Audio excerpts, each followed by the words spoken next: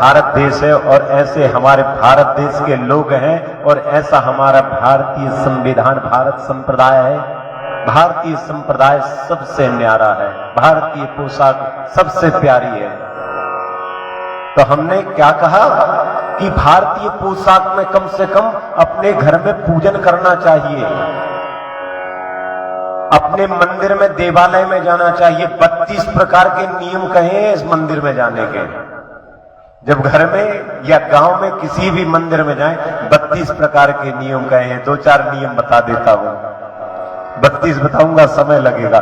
मंदिर में कभी वाहन पर बैठ करके नहीं जाना चाहिए, मंदिर में कभी चप्पल पहन करके नहीं जाना चाहिए, मंदिर में कभी बातें करते भी नहीं जाना चाहिए, मंदिर में हमेशा ध्यान लगा करके जाना चाहिए, मंदिर में हमेशा सिर झुका करके जाना चाहिए, मंदिर में हमेशा भाव लेकर के जाना चाहिए, मंदिर में हमेशा आदर पूर्वक जाना चाहिए।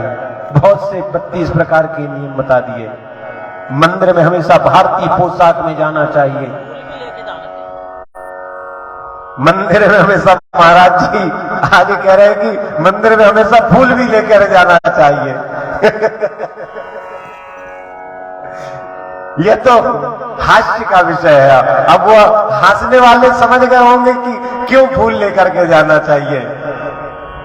कहते हैं ना कि समझने वाले को इशारा भी काफी होता है। तो मंदिर में क्या है, मंदिर के 32 प्रकार के नियम कहे गए।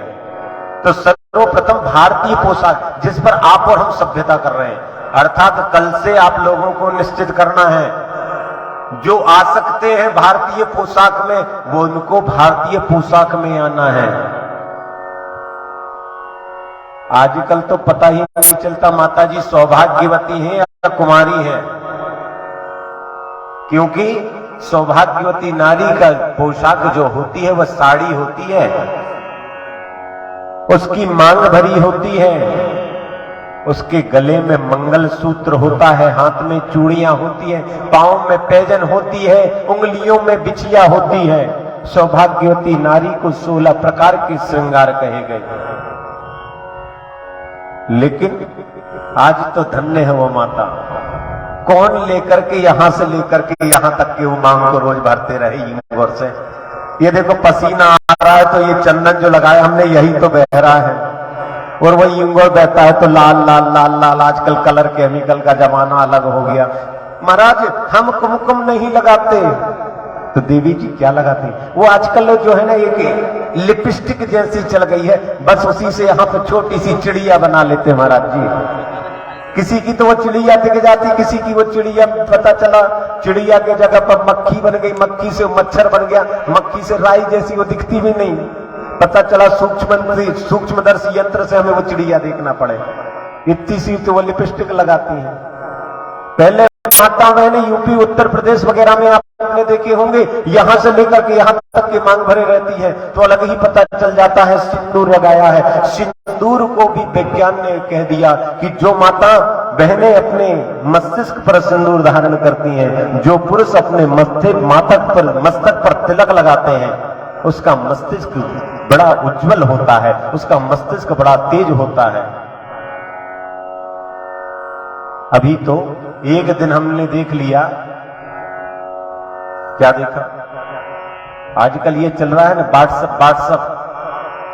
व्हाट्सएप पर देख लिया, कुछ अभद्र तत्व इस दूरभाष यंत्र के द्वारा, इस दूरध्वनि के द्वारा कहता हूं, कभी किसी के धर्म की निंदा नहीं करना चाहिए, कभी किसी व्यक्ति की निंदा नहीं करना चाहिए। एक ने अभद्र तत्व ने, कुछ अभद्र संप्रदाय के लोग ने एक पोस्ट करी थी, और हां इस फेसबुक के माध्यम से मैं कहता हूं कि मेरी यह रील कट करके उन अभद्र तत्वों को अवश्य भेजना। जो अभद्र लोग, जिनकी सोच घटिया, जो स्वयं घटिया है, उसने यह पोस्ट डाली थी कि यह जो शिखा है यह ब्राह्मणों का एंटीना है, और यह तिलक जो है यह वाईफाई है, और नाना प्रकार की उसने अभद्र तत्व डाले। अरे मूर्ख, पहले जरा उस चीज को समझ कि यह शिखा क्या है, यह तिलक क्या है। और मूर्ख, तू नहीं शिखा धारण करता, तू नहीं तिलक धारण करता, तू ये देख कि तू कहां बैठा हुआ है। और आज जो शिखा रखता है, जो तिलक लगाता है, वह कहां बैठा हुआ है। यह विचार करना चाहिए उसको। ब्राह्मण को इस भूमि का देवता कहा गया है, ब्राह्मण को इस पृथ्वी का भूदेवता कहा गया है। क्यों कहा गया है ब्राह्मण को भूदेवता? क्योंकि भगवान भी जानते हैं कि अहम ब्राह्मण पराधीन, मैं ब्राह्मण के पराधीन हूं। क्यों ब्राह्मण के पराधीन हूं? क्यों ब्राह्मण के अधीन हूं? क्योंकि ब्राह्मण के अधीन मंत्र है, ब्राह्मण के अधीन मंत्र है और मैं मंत्रों के अधीन हूं। जब तक कि ब्राह्मण मंत्र नहीं बोलेगा तब तक कि मैं कहां से आऊंगा। इसलिए सर्व मंगल कार्य करने से पहले ब्राह्मण देवता को बुलाया जाता है, मांगलिक मंत्रों का उच्चारण किया जाता है, फिर शुभ कार्यों को किया जाता है। कहने का तात्पर्य आपसे, आज से लेकर के संपूर्ण पुराना इतिहास उठा करके अभी तक के देख लीजिए आप। ब्राह्मण के मार्गदर्शन से संपूर्ण लोक का कल्याण हुआ है और जहां पर ब्राह्मण का अनादर हुआ है वहां पर उस इंसान का पतन हुआ है। हां, हम यह नहीं कहते, और एक बड़ी बात कह देते हैं, क्योंकि रामायण में अंतिम एक आप चौपाई भी सुनेंगे कि पूजहि विप्र सकल गुणहीना और शूद्र न पूजहु वेद प्रवीणा। ये मैं नहीं कह रहा हूं, यह पुराण कह रहा है, यह शास्त्र कह रहा है। हां, सम्मान जरूर करना चाहिए। जिस शूद्र के अंदर ज्ञान है, हम कहते हैं, हम इस व्यासपीठ से कहते हैं, हम उसका सम्मान करते हैं, लेकिन हम उसकी पूजा नहीं कर सकते। सम्मान करेंगे, उसके ज्ञान का सम्मान करते हैं, हम उसका सम्मान करते हैं, लेकिन हम उसकी पूजा नहीं कर सकते। हां, और यह भी कहते हैं, अरे सभी लोगों को मालूम है, किसी मंदिर में जाओ, किसी देवालय में जाओ, बाहर प्रसाद बिकते रहता है। आपके गांव में 10 रुपए का नारियल मिलता है, उस मंदिर के स्थान पर वही नारियल 10 का 20 में देते हैं। तो आप वहां पर क्या करते हैं? 20 का नारियल लेकर के कहते हैं, भगवान तो देख रहा है, भगवान को मालूम है, हमने तो भगवान के लिए चढ़ा दिए। तो इसी प्रकार से यह भाव वहां पर ले आइए जब आप ब्राह्मण पूजन कर रहे हैं। आप जानते हैं कि यह ब्राह्मण वेदहीन है, यह ब्राह्मण कर्महीन है, यह ब्राह्मण पदभ्रष्ट है, तो उसके कर्म का फल वह भोगेगा। उससे आपका लेना देना नहीं है कि यह भ्रष्ट कर्म कर रहा है, अभक्ष्य भक्ष्य खा रहा है, अखाद्य खाद्य खा रहा है, पेय पदार्थ पी रहा है, उससे आपको कुछ नहीं करना। भगवान बैठा है ना, आपको बताया था ना, भगवान की सुसुप्तियां दिख रही हैं। यदि जो इंसान गलत करेगा, उसका सच या गलत का निर्णय करना उस परमात्मा के हाथ में है, आप और हम कोई नहीं होते। हमें तो यह देखना है कि यह ब्राह्मण है, हमें तो बस उसकी पूजन करना है, उसके पश्चात हम कहते हैं ना, भगवान जाने। हां, और इस यंत्र के द्वारा हम सभी ब्राह्मणों से यह प्रार्थना करते हैं कि ब्राह्मण कभी भी अपने मार्ग से कुमार्ग पर नहीं चलना चाहिए, ब्राह्मण को अपने मार्ग पर चलना चाहिए। ब्राह्मण को नहीं, इंसान ने जब ही इस इंसान योनि में बताया था ना आपको कि बड़े भाग्य मानुष तन पावा, बड़े भाग्य से मिला है ये देह दुर्लभ। अरे मराठी में भी कहते हैं ना, कितने सुंदर सुंदर भजन है, कितने कुंदे सुंदर सुंदर कथाएं हैं कि ये शरीर जो है बड़ा दुर्लभ है, और जब दुर्लभ शरीर मिला है तो इस दुर्लभ शरीर को क्यों व्यर्थ में खोते हो? इस दुर्लभ शरीर का कुछ कमा लो, कुछ प्राप्त कर लो। तो कहने का तात्पर्य, आपसे पुनः कथा पर वापस आ जाइए। जब ऑस्ट्रेलिया के भूत की कथा बता रहे थे, ऑस्ट्रेलिया का भूत टाई लगा करके आया, तो इंडिया का भूत जो है धोती कुर्ता पहन करके आया, तो ऑस्ट्रेलिया का भूत कहता है कि भाई तुम्हारी टाई क्या है? तो बोले this is a front tie, I am is a back tie. उसने पिछवाड़ा घुमा करके बता दिया, ये देख मेरी टाई यहां पर फंसी हुई है, तुम आगे से लगाते हम पीछे से लगाते हैं, इसका कोई मतलब नहीं है। हमारे यहां तो ये जानवरों को लगाई जाती है, इंसान तो धोती पहनता है, इंसान अपने भारतीय पोशाक में रहता है और जानवरों को गिरमा लपेटा जाता है। तुम जानवर हो मूर्खों। तो इस प्रकार भारतीय सभ्यता, भारतीय पोशाक की, भारतीय वेशभूषा की, भारत की हर एक चीज की बड़ी विशेषता है। तो चलिए कथा पर पुनः वापस चलते हैं। माता पार्वती के क्रोध को देखकर भगवान भोलेनाथ के त्रिशूल ने हाथी का सिर लाया। संजीवनी विद्या के द्वारा, उस शल्य चिकित्सा के द्वारा हाथी के सर को गणेश जी के धड़ पर स्थापित किया गया और इस प्रकार से मंत्रोपचार के द्वारा किसी ने शंख दिया, किसी ने चक्र दिया, किसी ने पद्म दिया, किसी ने जिसके पास में जो जो शक्ति थी संपूर्ण गणेश जी महाराज को प्रदान कर दी गई। और संपूर्ण शक्तियों को प्राप्त करने के पश्चात में माता पार्वती जी के आशीर्वाद से कहा कि आज के पश्चात गणेश जी की सर्वप्रथम पूजा होगी। गणेश जी की सर्वप्रथम पूजा के लिए कह दिया। कार्तिकेय और गणेश जी में शर्त लगी पृथ्वी की परिक्रमा की। कार्तिकेय जी पृथ्वी की परिक्रमा के लिए चले गए और यहां पर गणेश भगवान ने माता पिता की परिक्रमा कर करके, माता पिता के चरणों का पाद प्रक्षालन करके, उनका चरणोदक लेकर के पृथ्वी की परिक्रमा का फल प्राप्त किया और यहां पर उन्हें भगवान को, गणेश को प्रथम पूज्य कहा। भगवान गणेश को प्रथम पूज्य कहा। माता पिता से यह जो परिक्रमा करने की जो शर्त लगी थी वो काहे पे से लगी मालूम है आपको? गणेश जी ने कहा भैया हम शादी करेंगे, कार्तिकेय ने कहा हम शादी करेंगे। उन्होंने कहा कि जो पृथ्वी की परिक्रमा पहले करके आएगा उसकी शादी पहले करी जाएगी। अब भैया कार्तिकेय जी तो मोर पर निकल गए, कार्तिकेय जी मोर पे निकल गए। गणेश जी ने कहा हमारा तो स्थूल शरीर है, हम स्थूल बदनम अर्थात मोटे शरीर के हैं और हमारा वाहन जो है बड़ा छोटा है, चूहा मूषकराज, हम तो कर नहीं पाएंगे परिक्रमा। इसलिए माता पिता की परिक्रमा से उन्होंने पृथ्वी की परिक्रमा का, संपूर्ण ब्रह्मांड की परिक्रमा का फल प्राप्त किया है। और यहां पर भगवान का विवाह जो है रिद्धि और सिद्धि के साथ में हुआ। रिद्धि सिद्धि के साथ में विवाह हुआ है तब तक के कार्तिकेय महाराज आए और कार्तिकेय महाराज के आने के पश्चात देखते हैं कि यहां तो परिवार बस चुका।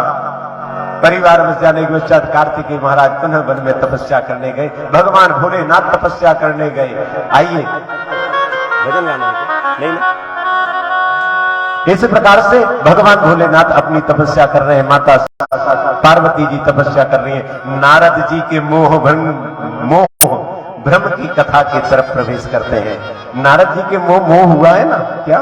चलो विवाह करे आते हैं। भगवान ने योग माया से एक नगर का निर्माण किया है, नगर में प्रवेश किया है। शील निधि राजा को वहां पर शील निधि राजा को बैठा दिया राजा राज दरबार में।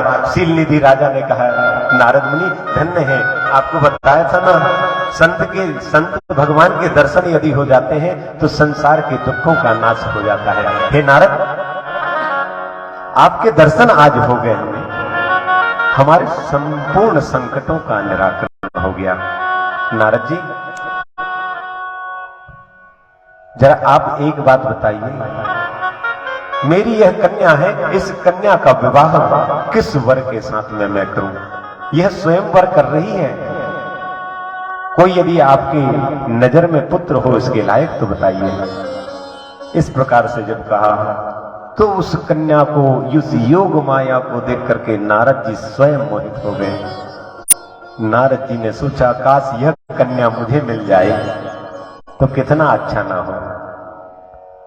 नारद जी ने कहा, आशीर्वाद दिया और आशीर्वाद दे करके वहां से निकल गई। नारद जी ने कहा कि यह कन्या किसी सुंदर, गुणवान, रूपवान, शीलवान पुरुष के साथ में स्वयं विवाह करेगी।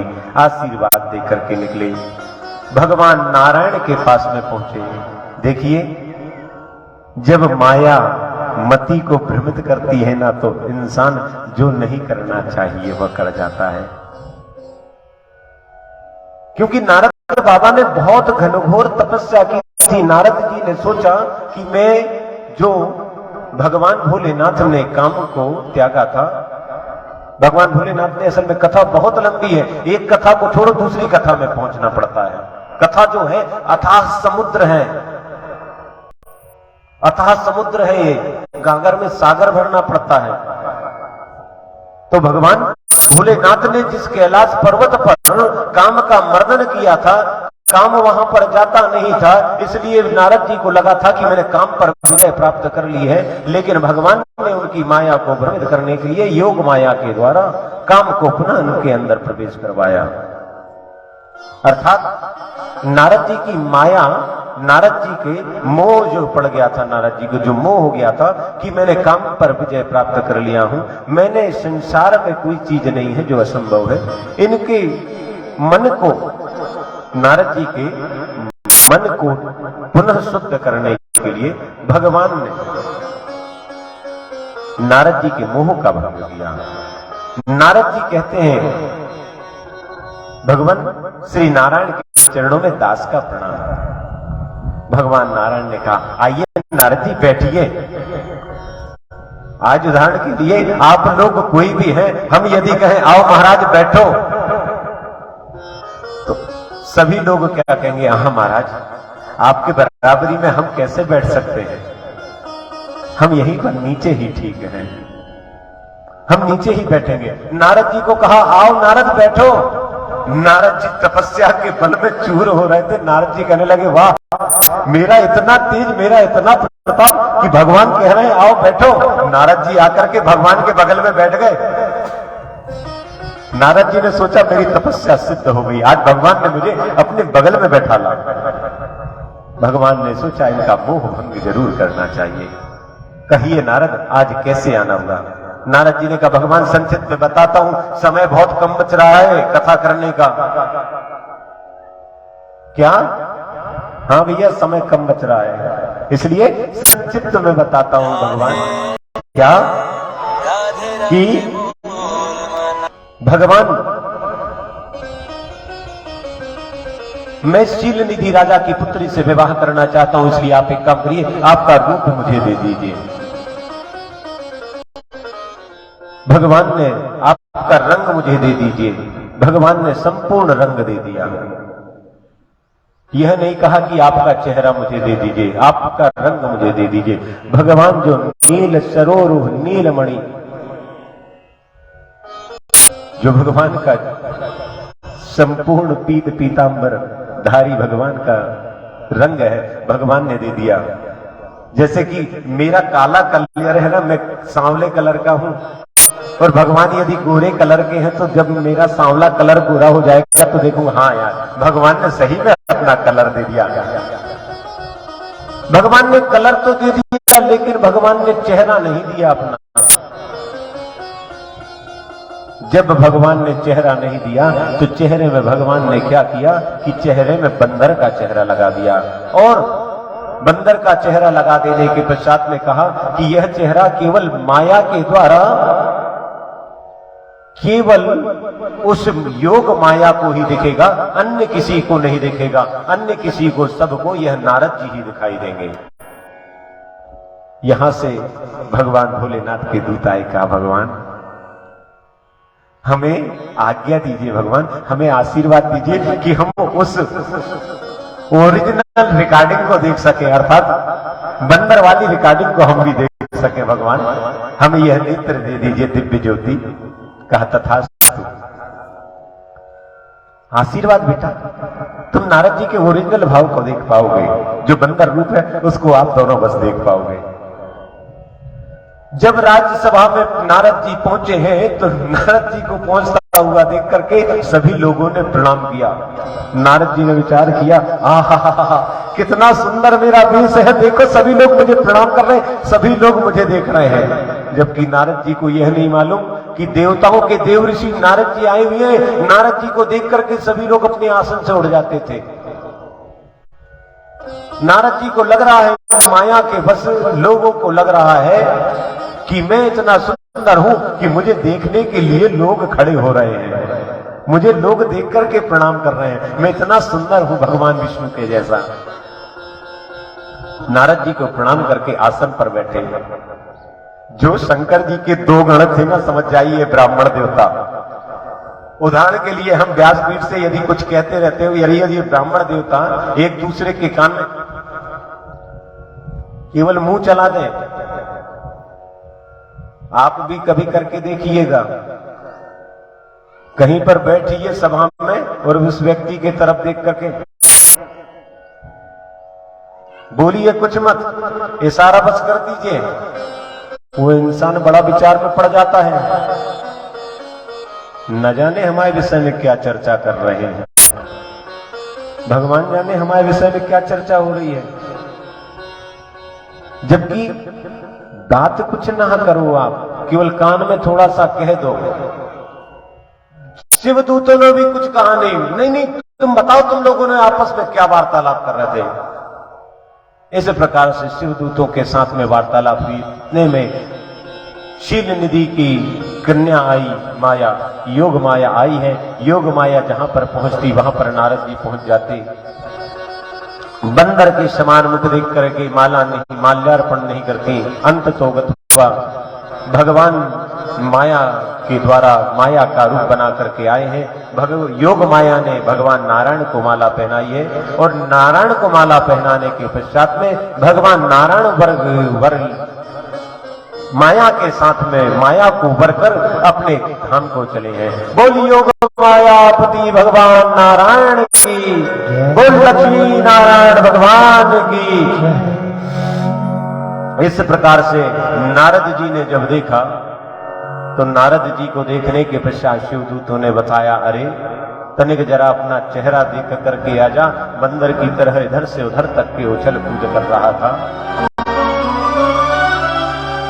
पहले दर्पण नहीं हुआ करते थे, अर्थात पहले आईना नहीं हुआ करते थे, पहले मणि हुआ करते थे, पहले तेलों के परात भरकर रखा जाया करते थे चेहरा देखने के लिए, और अनेक चीजों का उपयोग किया जाता था। और पहले लोग इतना चेहरा भी नहीं देखते थे जितने आजकल देखते हैं। आजकल तो अधिकांशतः इतने बड़े बड़े आईने लगा करके रखे हैं, एक दरवाजे के सामने, एक दरवाजे के पीछे, एक इधर एक उधर, जहां से निकला वहीं से। भलाई वो दिखे कैसे ही काला कलूटा, मगर 50 बार वो चेहरे को देखेगा, अच्छा तो दिख रहा हूं ना। और ऐसे ही वो माताएं बहनें भी पूछते रहेंगी, क्यों री बहन कैसी लग रही हूं? अरे बहन ऐसी लग रही है जैसे कि वो पॉन्ड्स पाउडर का पूरा डिब्बा आधे पोत के आ गई। तब वो कहेगी, सही कह रही, अब देख जरा ठीक लग रही ना, कम हुआ थोड़ा क्या? नहीं, ऐसा घात है। अरे क्या आजकल ऐसे विवाहों में भी खर्च करते हैं, पूरा पानी में धुल जाता है, होता कुछ नहीं एक दिन के लिए। योग माया को लेकर के भगवान जब नारायण गए, बंदर का चेहरा जब उन्होंने नारद जी ने देखा तो जाकर के भगवान नारायण को शाप दे दिया। अरे नारायण, तू अपने घमंड में बड़ा चूर है, सुन मैं तुझे शाप देता हूं कि जा, तूने जिस माया के कारण, जिस माया के प्रभाव से तूने मुझे योग माया से विवाह नहीं करने दिया, जा मैं तुझे शाप देता हूं कि तू भी स्त्री के वियोग में इसी प्रकार इस धराधाम पर भटकेगा। और हां, तूने मुझे जो बंदर बनाया है, यही बंदर तेरी सहायता करेंगे। नारद जी ने शाप दिया, आशीर्वाद रूप भगवान नारायण ने ग्रहण किया है। बोल लक्ष्मी नारायण भगवान की। इस प्रकार से नारद जी के शाप को पूर्ण करने के लिए भगवान ने शाप को ग्रहण किया और आज का समय करता है इनकार। वक्त को करो नमस्कार, भव से बेड़ा होगा पार। बोल लक्ष्मी नारायण भगवान की, श्यावर रामचंद्र की। बहुविधि मुनि प्रभो प्रभो तब अंतरधाम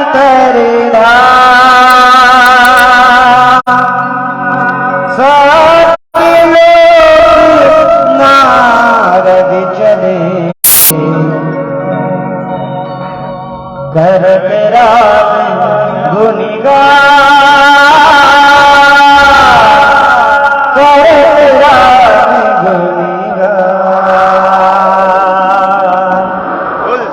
सियावर रामचंद्र की जय। संकीर्तन संक्षिप्तम तत्पश्चात आराधतिक्यम। संक्षिप्त में संकीर्तन भगवान का, क्योंकि समय का विशेष महत्व है। समय किसी के बांधे नहीं बंधता।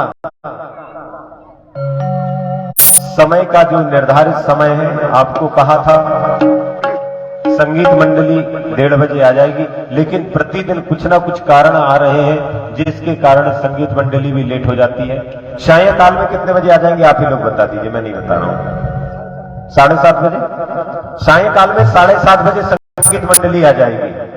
7:30 बजे सभी लोगों को आ जाना है और 7:30 के पश्चात 8 बजे तक के हम व्यासपीठ पर आ जाएंगे, ठीक है। और विशेष सूचना जो आज की रहेगी, विशेष सूचना महाराज जी अभी आरती के पश्चात बताएंगे आपको कि आपको कल आज संध्या काल में किस तैयारी से आना है, कल किस तैयारी से आना है। हरे राम